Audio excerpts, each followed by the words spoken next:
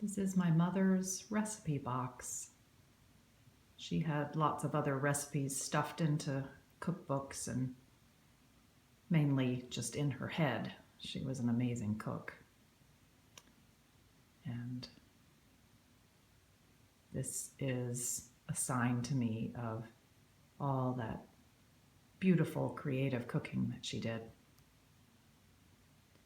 and all the delicious things she fed us.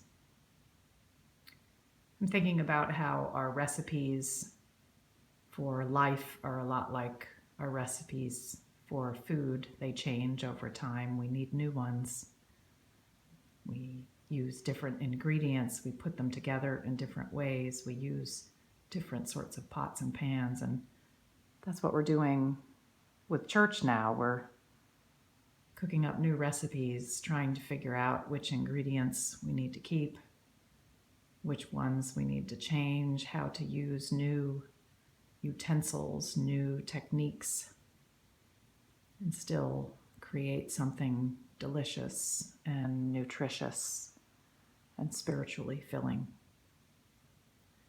I give thanks for all the good food I have eaten in my life, much of it fed to me, created for me by people who loved me, some of it created by people who feed people for a living and do it well. Give thanks for all the ways that my faith feeds me and the way community and our life together feeds me too.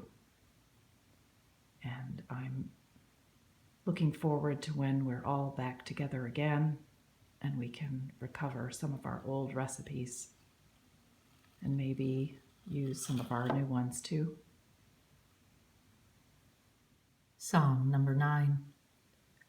I will give thanks to you, O Lord, with my whole heart. I will tell of all your marvelous works. I will be glad and rejoice in you. I will sing to your name, O Most High. When my enemies are driven back, they will stumble and perish at your presence. For you have maintained my right and my cause. You sit upon your throne, judging right. You have rebuked the ungodly and destroyed the wicked. You have blotted out their name forever and ever. As for the enemy, they are finished, in perpetual ruin. Their cities plowed under, the memory of them perished. But the Lord is enthroned forever. He has set up his thrones for judgment. It is he who rules the world with righteousness. He judges the peoples with equity. The Lord will be a refuge for the oppressed, a refuge in time of trouble. Those who know your name will put their trust in you, for you never forsake those who seek you, O Lord. Sing praise to the Lord who dwells in Zion. Proclaim to the peoples the things he has done. The avenger of blood will remember them. He will not forget the cry of the afflicted. Have pity on me, O Lord. See the misery I suffer from those who hate me. O you who lift me up from the gate of death, so that I may tell of all your praises and rejoice in your salvation in the gates of the city of Zion. The ungodly have fallen into the pit they dug, and in the snare they set is their own foot caught. The Lord is known by his acts of justice. The wicked are trapped in the works of their own hands.